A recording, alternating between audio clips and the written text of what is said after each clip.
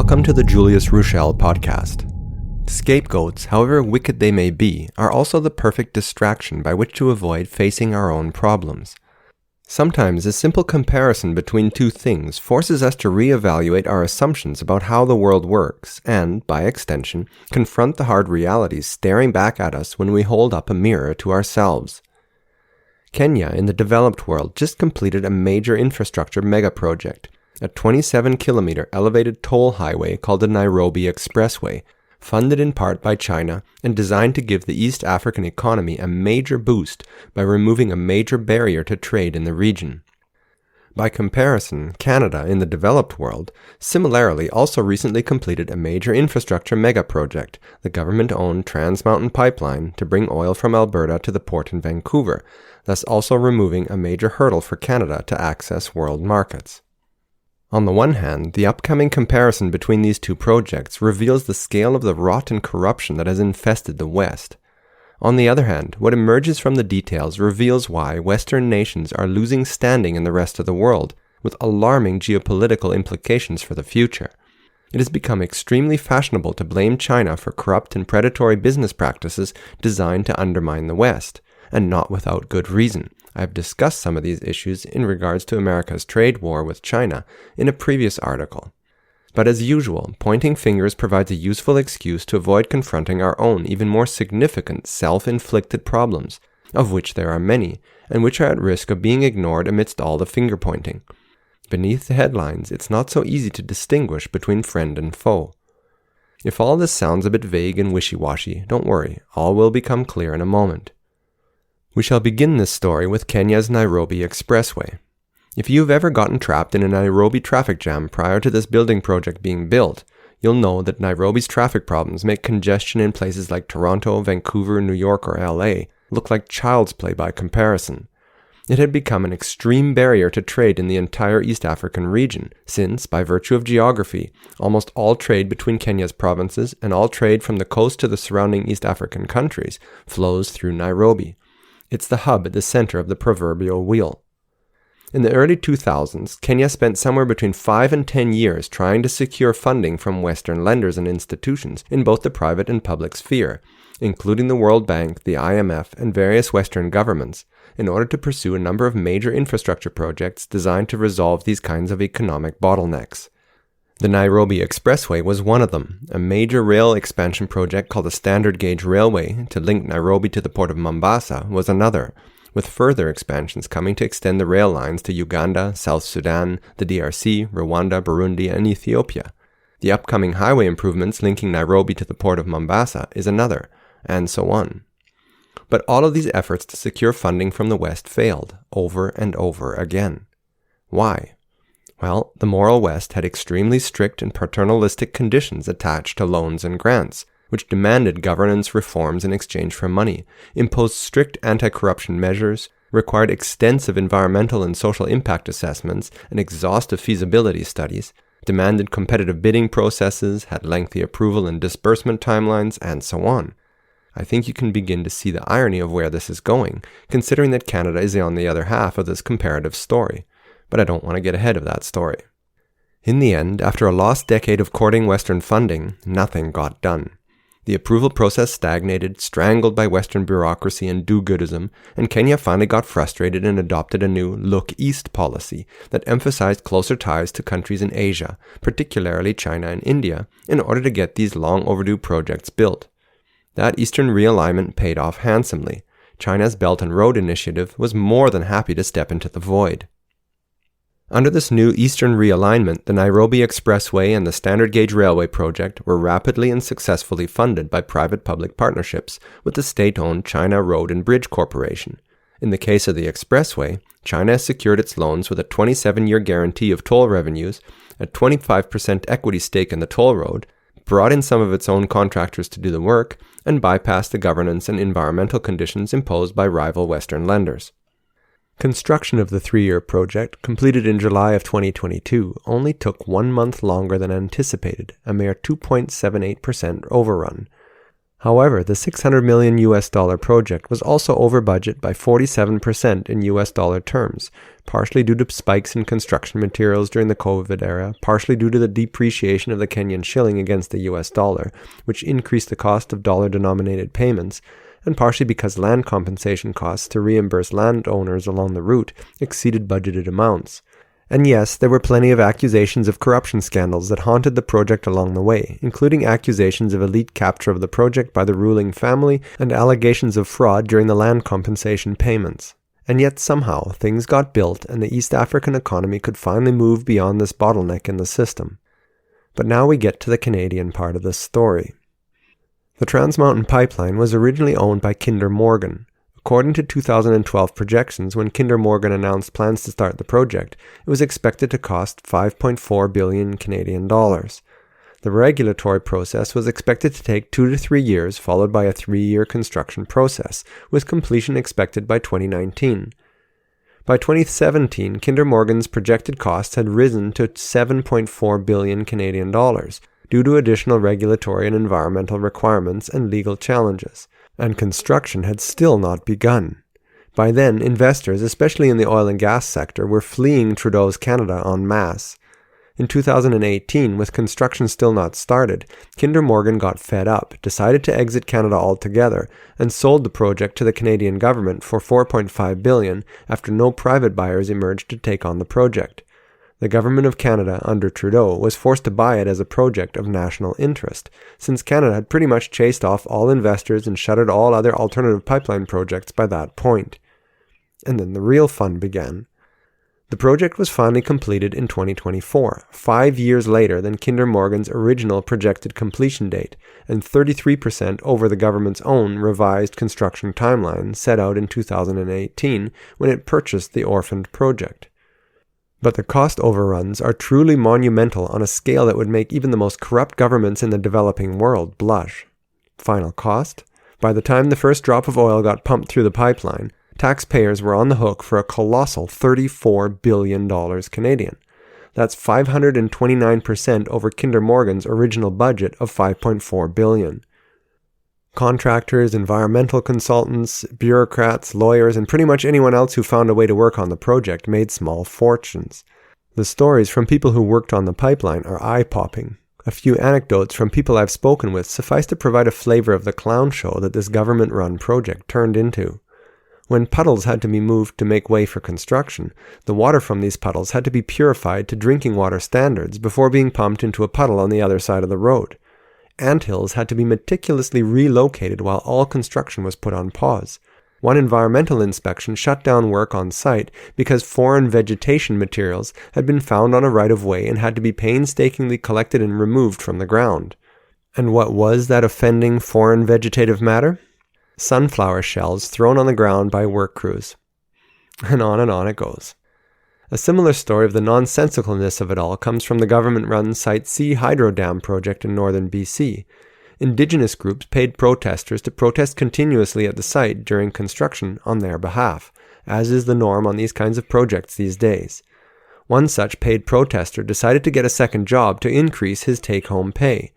And since the Site C project was hiring, he got a job on site. So after completing his protesting shift, he would store his protest gear in his truck and cheerfully head off to work on the dam.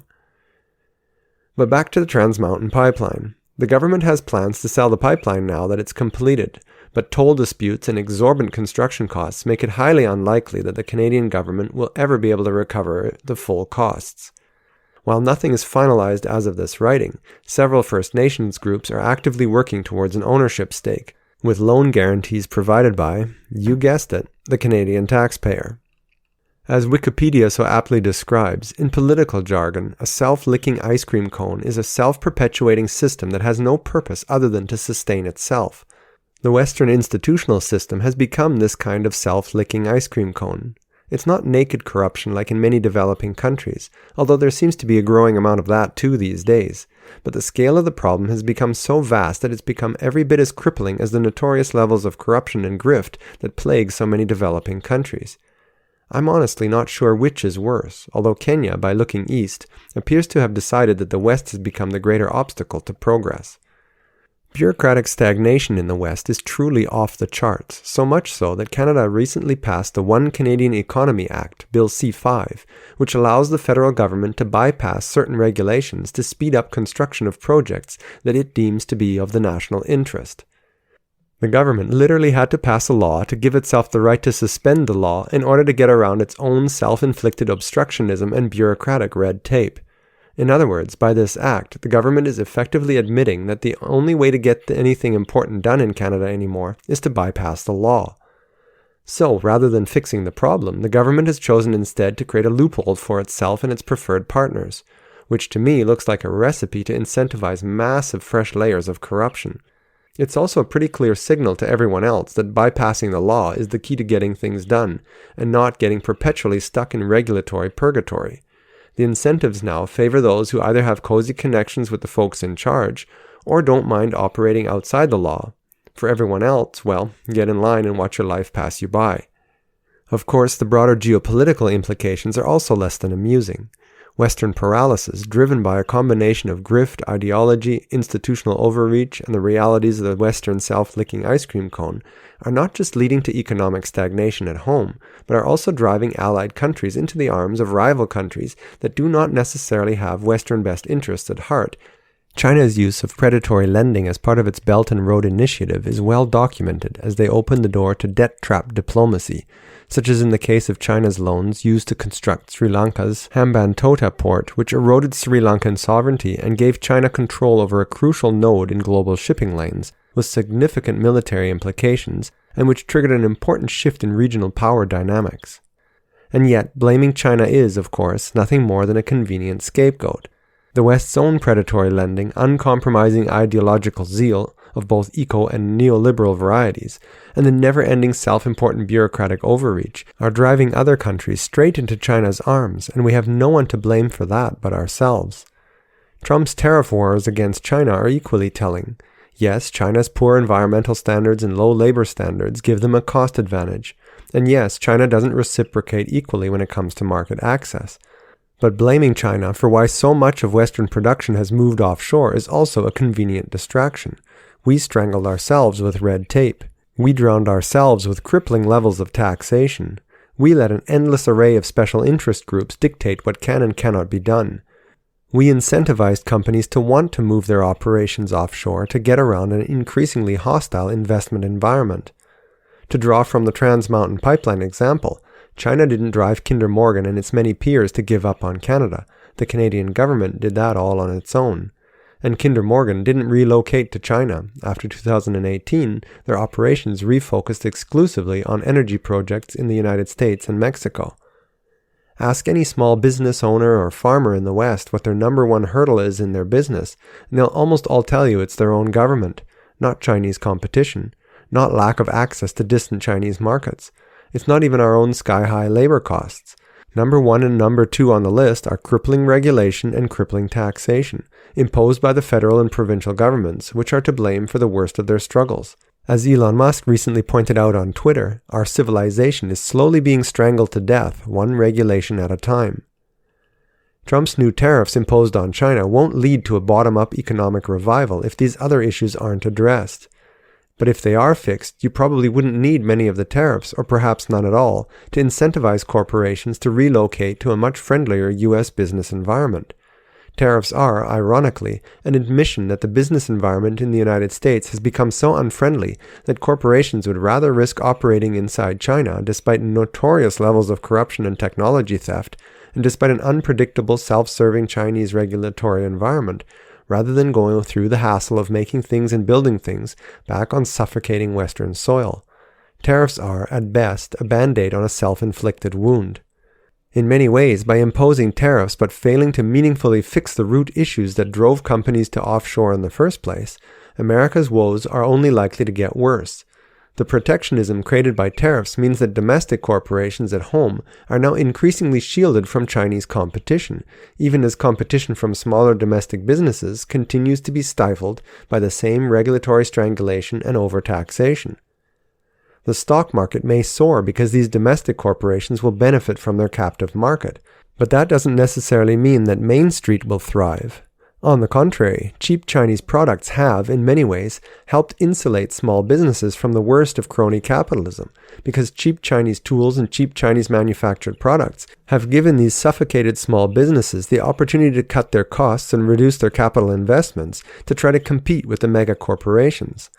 The farmer investing in fencing materials and farm implements, the contractor buying power tools, the landscaper buying equipment, and so on, now find that the investment hurdle to compete with their larger mega-corporate competitors has become even steeper. Reaching that first rung on the ladder to claw your way up towards the American dream has become just that much further out of reach. No wonder that shares of big mega-corporations are soaring. In 2025, most of the rapid rise in the S&P 500 is being driven by a handful of mega-cap stocks, even as small companies and Main Street fail to enjoy the same rising tide.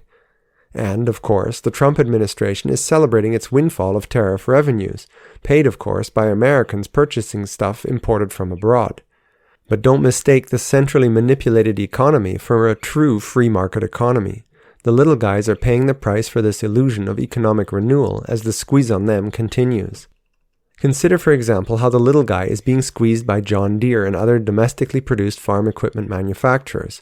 Not only are these tractors eye-wateringly expensive, but to add insult to injury, the internal software in these increasingly computer-controlled tractors is protected by U.S. copyright law.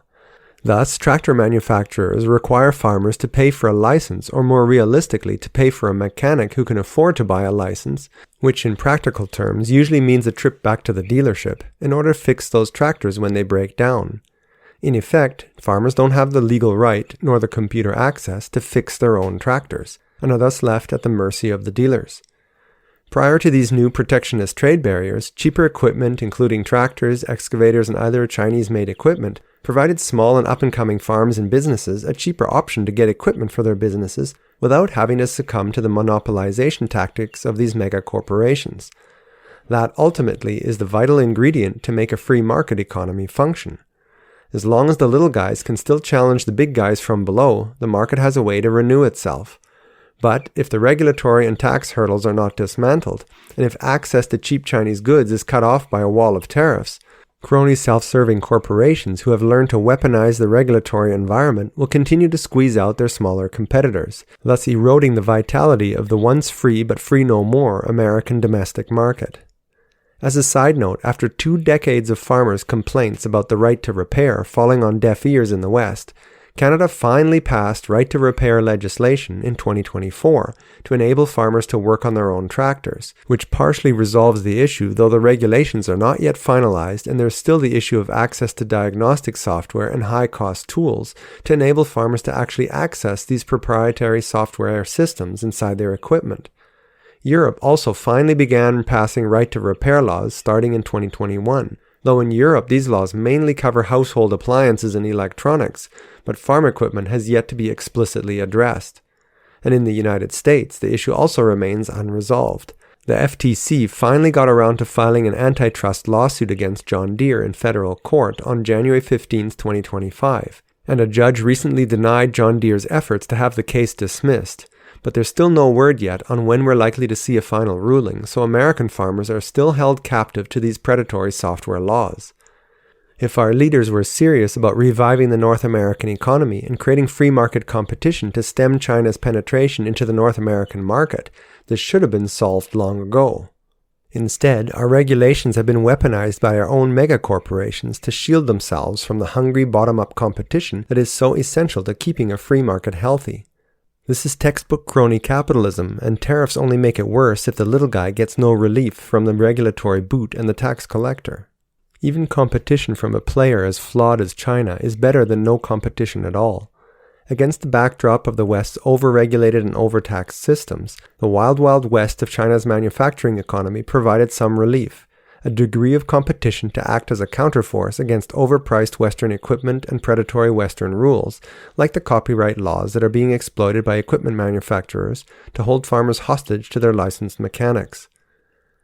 But as the tariff wall goes up, by choking off access to Chinese competition, Western markets are going to face a reckoning as their self-serving corporations have free rein to squeeze their domestic customers whose alternate options have now become more limited and more expensive.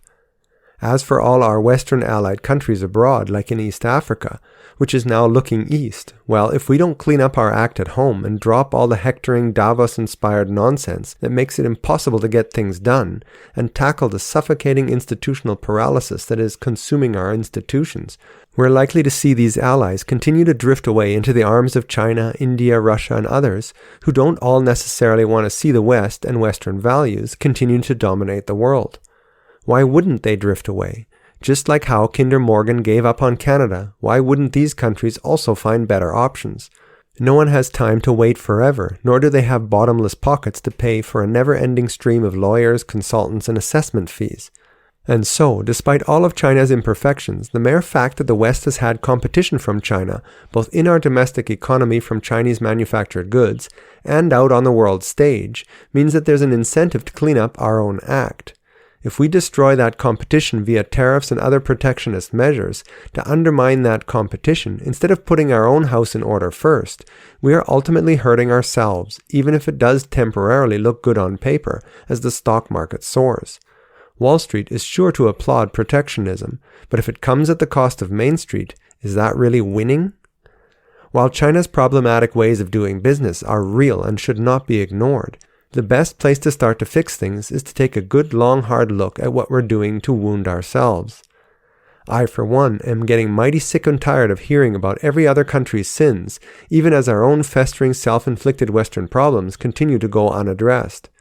You can use tariffs to protect crony capitalism, or you can revive the free markets by getting government out of the business of artificially micromanaging our lives.